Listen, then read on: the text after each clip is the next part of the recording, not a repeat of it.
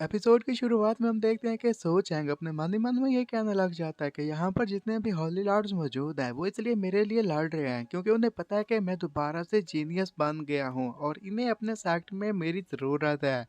और अगर यहाँ पर ऐसा ही चलता रहा और मैंने कुछ अच्छा सा काम ना किया तो मेरी जो ओरिजिनल स्ट्रेंथ है वो यहाँ पर एक्सपोज हो जाएगी। सभी लोगों को पता चल जाएगा कि मैं इतना स्ट्रांग नहीं हूँ, तो मेरे लिए मुश्किलात बढ़ जाएंगी। और इतना ही नहीं बल्कि अगर जाओ सीओ को भी इसके बारे में पता चल गया कि मैं उससे झूठ बोल रहा हूँ तो फिर तो मेरे लिए और भी अच्छा नहीं है, और जो मेरे साथ आगे होगा उसे मैं इमेजिन ही नहीं कर सकता। कि एक गंजा लॉर्ड उसके पास आकर ये कहने लग जाता है कि मेरे दोस्त तुम बताओ तुमने इसके बारे में क्या सोचा, जबकि वो उसे कहने लग जाता है कि तुमने अभी क्या कहा। तो गंजा लॉर्ड ये कहने लग जाता है कि सोच अगर तुम इसके लिए एग्री कर जाओ तो मेरे पास जो 1000 मैकेनिक्स की तकनीक है वो मैं तुम्हें सिखा दूंगा। बाकी के लॉर्ड्स और लॉर्ड्स ये बातें देखने के साथ ही यही कहने लग जाते हैं कि लगता है कि ये पगला चुका है।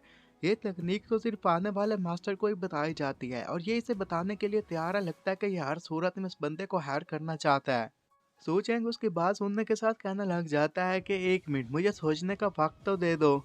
बाकी के लॉर्ड्स फिर उन यही कहने लग जाते हैं कि अगर तुम चाहो तो तुम हमारे साइड को हॉली लॉर्ड के तौर पर ज्वाइन कर सकते हो, हम अभी रिटायरमेंट ले लेंगे और ये डील इतनी भी बुरी नहीं है। कुछ तो फेरी वेपन देने के लिए भी तैयार थे। जाओ साइड पर खड़े हो ये सब कुछ देख रही थी, उसका गुस्सा बढ़ जाता है। ये कहने लग जाता है कि मैं जानती हूँ कि सो चैंग मेरा पहला प्यार है और सिर्फ आखिरी प्यार है।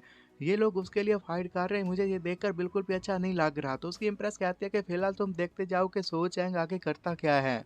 इम्प्रेस उसे ये भी कहने लग जाती है कि हम यहाँ पर सिर्फ इसलिए आए हैं ताकि तुम्हारी ट्रेनिंग अच्छी से की जाए, तुम्हें अच्छे से टीचर ढूंढ कर दे दी जाए। तो वो भी कहती है कि हाँ तुमने ये बात तो सही कही है, सो चैंग मेरे लिए अच्छी सी टीचर ही ढूंढेगा।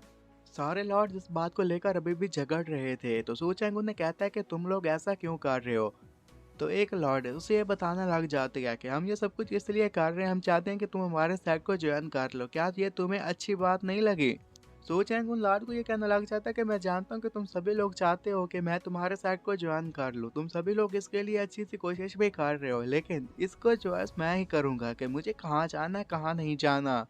तो एक लाल फिर पूछ ही लेता है कि हाँ तुम ही बता दो कि तुम्हें किस सेक्ट को ज्वाइन करना है, और सभी लोग काफी एक्साइटेड थे, वो जानना चाहते थे कि ये किस सेक्ट में जाना चाहता है।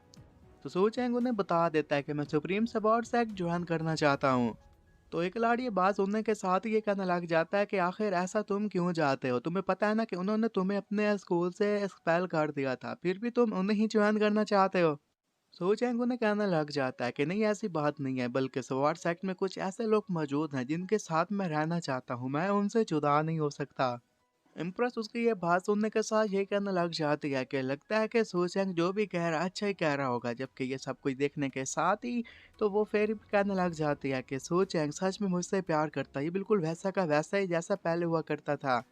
जबकि सो चैंग अपने मन ही मन में काफ़ी ज़्यादा घबराया हुआ था और ये कह रहा था कि फिलहाल मैं सवार सेट के बारे में काफ़ी सारी चीज़ें जानता हूँ, तो वहाँ पर एडजस्ट करना आसान होगा, और ऊपर से मैं ये भी नहीं चाहता कि बाकी लोगों को मेरी आइडेंटिटी के बारे में भी पता चल जाए, तो ये मेरे लिए अच्छी डील होने वाली है। और सवार सेट के लोगों को जब इसके बारे में पता चलता है तो वो तो काफ़ी खुश हो जाते हैं, जबकि बाकी सेट के लोग काफ़ी हैरान हो गए थे। और वो उसके पास आकर ये कहने लग जाते हैं कि हमने तुम्हारे साथ जो कुछ भी बुरा भला किया था ना, तुमने उसे बिल्कुल भी इग्नोर कर दिया।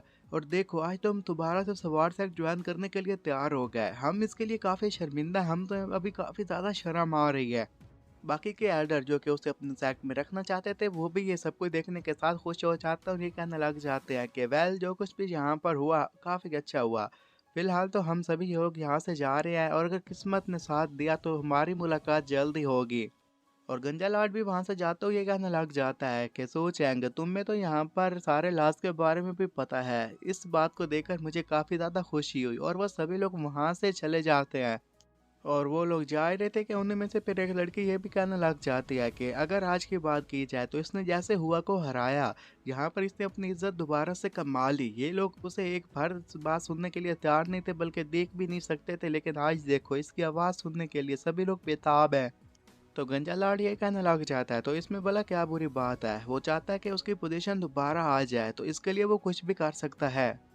उसकी बात सुनने के साथ ही लॉर्डिस ये कहने लग जाती है कि हाँ मुझे लगता है कि ये सब कुछ हॉली लॉर्ड का ही प्लान होगा। अब हम सब कुछ अच्छे से समझ गए हैं कि उसके जहन में क्या चल रहा है। जबकि सोचेंग अपने मन ही मन में ये कहने लग जाता है कि वेल, अब कोई भी डिफरेंस नहीं है। मैं जानता हूँ कि मैं यूजलेस पर्सन हूँ।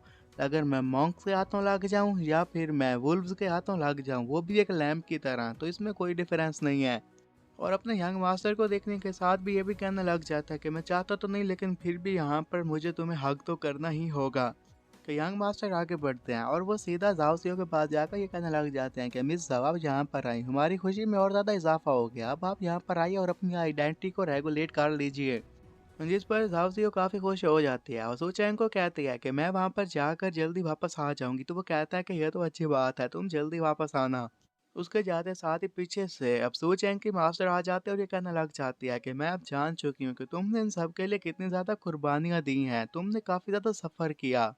ये सब कुछ तुमने इसलिए किया ताकि यहाँ पर तुम दोबारा काउंसिल के सामने आ सको और एल्डर्स को दिखा सको कि तुम कितने काबिल हो। उसकी बातें सुनने के साथ सू चैंग मन ही मन में ये कहने लग जाता है कि मेरा तो ऐसा बिल्कुल भी मतलब नहीं था। मैं तो यहाँ पर झाओ सीओ का इस्तेमाल करके सुप्रीम सवार सेट का जो ड्रेयर है उसे हासिल कर लूंगा।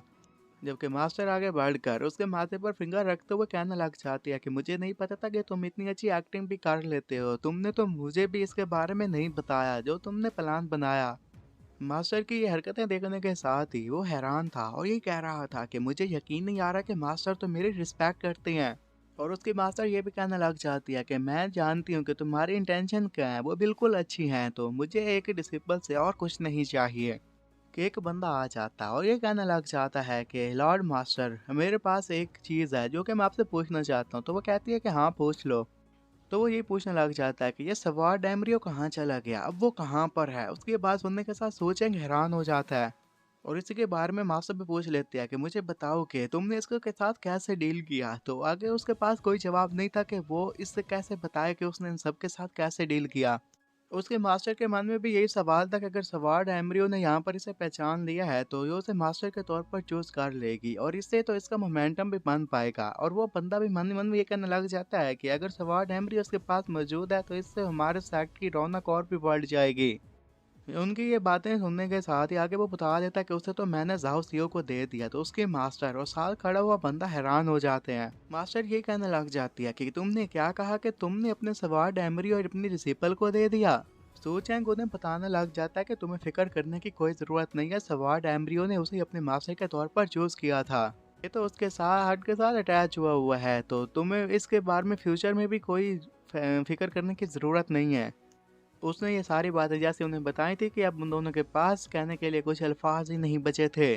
कि फिर वो मास्टर ये कहने लग जाता है कि वेल, वो जैसा कि हमारे ही सेक्ट की डिसिपल बन चुकी है तो सवार्ड एम्ब्रियो उसके पास है, तो उसका मतलब है कि वो फ्यूचर में और भी स्ट्रॉन्ग बन जाएगी। सो चैंग, तुमने अच्छे डिसिपल को चूज किया। और उसके मास्टर मन ही मन में ये कहने लग जाती है कि इसके पास तो इतनी टेरिफाइंग पावर है और क्या सबार्डमैनशिप टैलेंट इसने अपने बलबूते पर खड़ा किया। मुझे नहीं पता कि अब इसके पास और ज़्यादा पावर है। कि फिर जाओ भागते भागते आ जाती है, कहने लग जाती है कि अब तुम और मैं सेम ही सेक्ट से बिलोंग करते हैं। तो सोचें कहने लग जाता है कि ये तो अच्छी बात है। और मन ही मन में ये कहने लग जाता है कि ऐसे यहाँ पर मेरी सेफ्टी बिल्कुल तुम्हारे ही हाथों में है।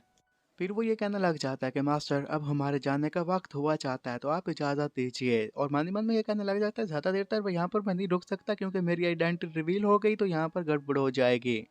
उसकी मास्टर ये कहने लग जाती है कि हाँ हाँ, तुमने सही कहा। वैसे भी सिलेक्शन यहाँ पर मुकम्मल तौर पर ख़त्म तो नहीं हो, लेकिन तुम लोगों का काम हो गया तो तुम लोग जा सकते हो, घर जाकर आराम करो। और मन ही मन में ये कहने लग जाती है कि ये तो प्ले बॉय होने के बारे में काफ़ी मशहूर था, लेकिन यहाँ पर तो इसने अच्छा काम कर दिखाया, मुझे तो यकीन नहीं आ रहा। जबकि सबकी वजह से कोई और खुश हो ना हो, जाओ काफ़ी ज़्यादा खुश थी और वो ये कहने लग जाता है कि अब हमें वापस जाना होगा, तुम मेरे साथ चलो। और उसने जिस तरह उसका हाथ पकड़ा हुआ था उसके साथ चिपक रही थी, सबकी वजह से सू चैंग को काफ़ी शर्म आ रही थी और वो उसे ये कहने लग जाता है कि तुम काफ़ी ज़्यादा क्लोज हो, लेकिन इस सब से उसे कोई फ़र्क नहीं पड़ता था। और ये कहती है कि तुम तो मेरे फैंसी हो ना। और उसे ये भी कहने लग जाती है कि तुमने तो कहा था कि अगर हम दोनों साथ मिलकर काम करेंगे तो इससे मैं और ज़्यादा स्ट्रॉन्ग बन जाऊंगी, तुमने ऐसे ही कहा था ना। उसके बाद होने के साथ सोचें कहने लग जाता है कि अगर ऐसी बात है तो फिर ठीक है, हम दोनों चलते हैं। उसकी मास्टर थोड़ा सा आगे गई थी, उसे ये बताने लग जाती है कि जैसा कि तुम अब वापस से अपने सीधे ब्रदर का स्टेटस हासिल कर चुके हो तो मैं सेक्ट के जाकर लोगों को इसके बारे में बता देती हूँ कि तुम दोबारा वापस आ चुके हो। सू चैंग कहीं कहने लग जाता है कि नहीं नहीं, ऐसा करने की कोई ज़रूरत नहीं है। जबकि उसकी मास्टर कहने लग जाती है लेकिन चैंग चैंग को इसके बारे में पता होना चाहिए। तो सू चैंग ये कहने लग जाता है कि तुम मुझे मुझ पर ही छोड़ दो। मैं अपनी रेपुटेशन खुद कमा लूँगा। अगर यहाँ पर तुमने उन्हें बताया कि रेपुटेशन मैंने कैसे हासिल की, उन्हें यकीन नहीं आएगा। लेकिन जब वो खुद अपनी नज़रों से देखेंगे तो खुद ही मेरी रेपुटेशन के बारे में जान जाएँगे। और अगर यहाँ पर काफ़ी सारे ब्लाइंड डिसिपल्स ने मुझे अट्रैक्ट करना शुरू कर दिया तो मेरे लिए मुश्किलात काफ़ी बढ़ जाएँगी। तो मैं नहीं चाहता लोगों को मेरे बारे में पता चले। इम्प्रेस ये बात सुनने के साथ ही ये कहने लग जाते हैं, "दाऊद से तुम्हारा इसके बारे में क्या ख़्याल है?" तो वो ये कहती है कि हाँ, मैं तुम्हारी बात समझ गई। तो वो तो ये कहने लग जाती है कि ये ज़रूर तुम्हारा एक बहाना है, मैंने सही कहा ना? तो सो चैंग उसकी बात सुनने के साथ हैरान हो जाता है और यहीं पर ये एपिसोड ख़त्म हो जाता है।